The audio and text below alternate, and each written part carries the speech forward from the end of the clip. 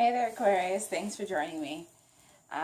Yay, Aquarius. So this is your season right now. All to be who you are and loving that. And by loving that, being able to share really who you are in an awesome way. And be able to benefit from that and what is really greater. So we're going to talk about the new moon, and then move into the rest of the month. So this will probably be not too long. So I hope you can glean some information for the month ahead. And if you like what you've heard here, please feel free to reach out for a more in-depth horoscope, depending on which kind. Monthly horoscopes are probably the most common or commonly requested, but I also do parties as well.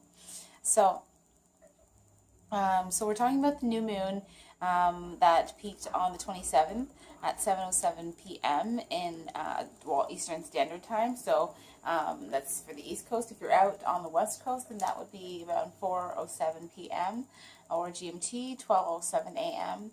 I believe, if I can do my math correctly. Yes. And it peaked at 8 degrees Aquarius. So I'm not sure if you know or how into astrology you are, but if you know the degree that you were born at, it really does make a difference. So say 5 degrees on either side, you'll probably be more impacted than another Aquarian would be. This is really kind of to the beginning, like the first decan. So like really the first 10 days of the sign. So people that are born between the 22nd and kind of like the 30th, the first of the month, will probably be more affected than the rest of us. And similarly, because degrees are so important, people that are born at other times of the month, so any other month, would probably be affected for those people that are born from like the 22nd until well, more specifically, probably like the latter part of the month, the last few days of the month, the 27th or so until, say, the 2nd. So we're talking about the energy of this new moon. So there are no retrogrades when this new moon peaks, which really gives us an advantage to use the insights that are coming up for us right now to our advantage, and they really are mostly about using what are our tools, our talents, our skills as Aquarians, and ultimately using our unique selves to our benefits, and being able to share that with the world, and ultimately change communities, change kind of like narrow mindsets, essentially. Aquarius is about bucking the status quo and revolution and revolutionizing communities and societies and worlds, ultimately. When you think about the revolutions that really ultimately happened in every nation across the world in the last couple of weeks, it's really been amazing to see kind of people come through. What we really have here is like a revolution for Aquarian, a revolution of self.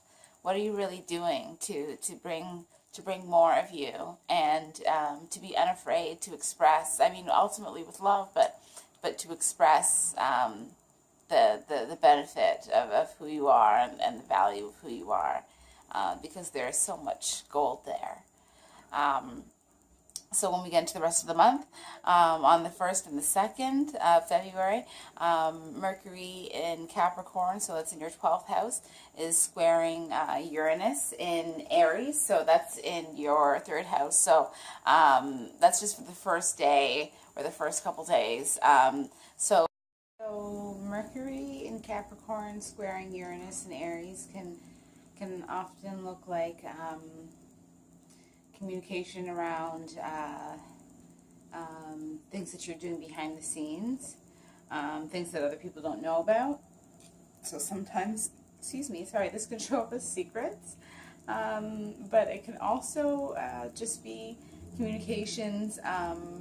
So whether that's like doing logistics in your workplace, that are kind of conflicting with changes in your everyday experience. Often this has to do with your siblings, your neighbors, cousins, as well as like your commuting. So how you get to and from work every day, how you get around essentially.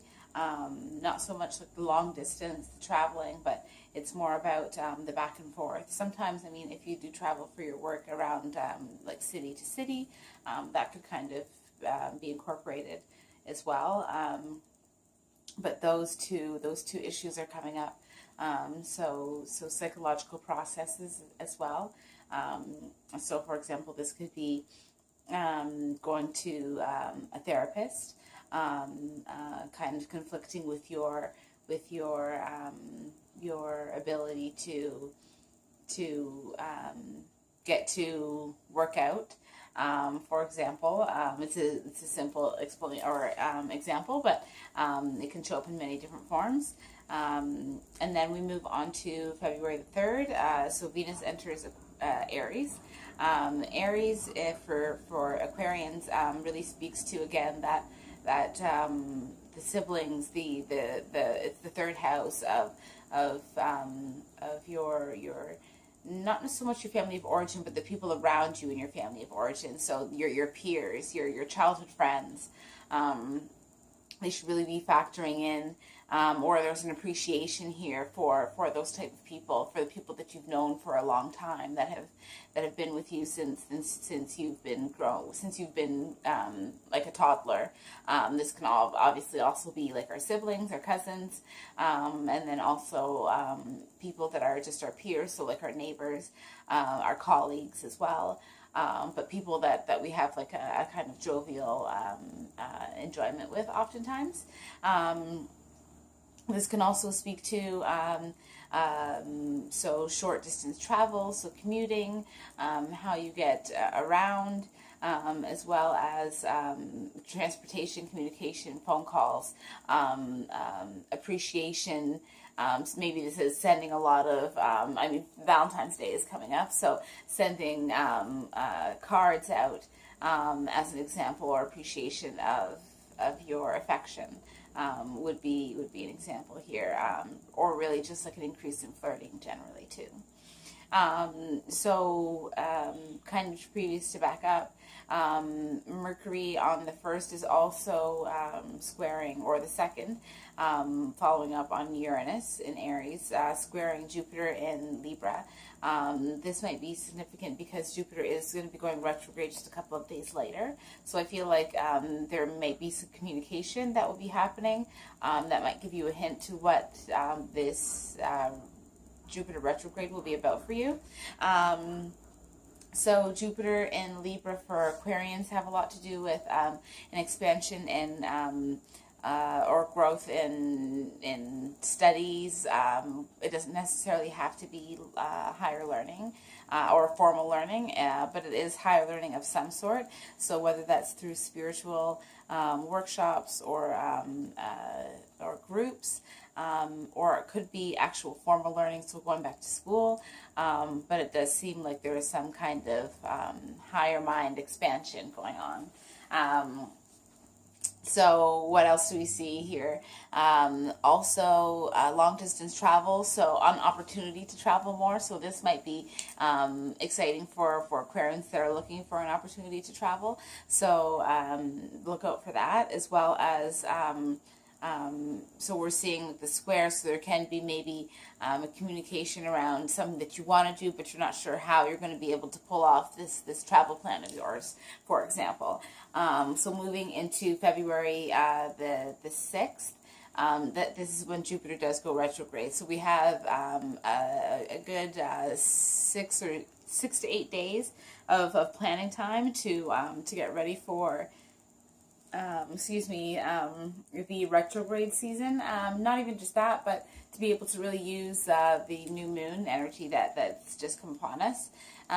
So Jupiter retrograde in Libra will really speak to what you're doing and how you're using your relationships in relation to your studies, your long distance travel, the benefits that can come up by collaborating with other people, and sometimes the restrictions that can come up as well. So then moving into the lunar eclipse, or the eclipse, well, we're in the eclipse season right now, but the lunar eclipse in Leo that happens on February the 10th and the 11th.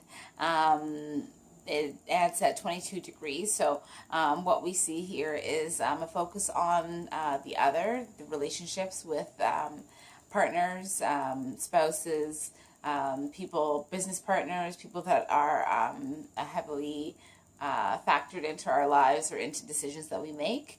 It doesn't have to be romantic necessarily, but oftentimes it can be, or it can just be someone that is influential in our lives. So we see oftentimes with lunar eclipses like endings, or sometimes like a rejuvenation of sorts. And then moving into February the 18th, the sun enters Pisces. So this is a highlight around our 12th house of spirituality, things that we do behind the scenes, as well as just really excitement and focus and spotlight around what we do that other people don't know about, and there seems to be an attraction around that, as well as a focus on how we use our meditative practices to our benefit. And Pisces also highlights creativity, so this can be a surge in using our creativity for our benefit. Then moving into the end of the month, we have a corresponding new moon in Pisces, and this is a solar eclipse. So we have an opportunity to really bring in and highlight some energies that really focus around spirituality, around meditation, also around things that we do behind the scenes, things that other people don't know about that can really benefit us ultimately, and how we use these tools. For example, me sharing the fact that I do astrology and doing videos on a larger scale, or offering videos to be on a larger scale to the collective, to be able to inspire others, I guess, ultimately, is another opportunity or another example of how it could show up. So depending on how or what you're focused on, or how Pisces really shows up for you, or how you exhibit Pisces. So Pisces can also, not everything is positive, as we know. Pisces can also represent addictions, as we said, things behind the scenes, so secrets. Sometimes this can show up as cheating, for example. Not that we want to think about those things, but it could also be really like Pisces being associated, or its ruler being Neptune, or modern ruler being Neptune. It's associated with alcoholism, or just alcohol in general, and just being like intoxicated. So those are just other things to think about and to highlight as well. So thanks for watching your specific horoscope. Is just a little short blurb on how things could look for you for this month. But if I could leave you with anything, I really just kind of inspire you to think about how you can bring more of your excitement of what you do, of who you are, of the secrets that you hold and the treasures that you hold, and to be able to bring those to the community around you, even if it just starts with just one or two people, and it grows from there. But that's how things always start, and we grow our excitement and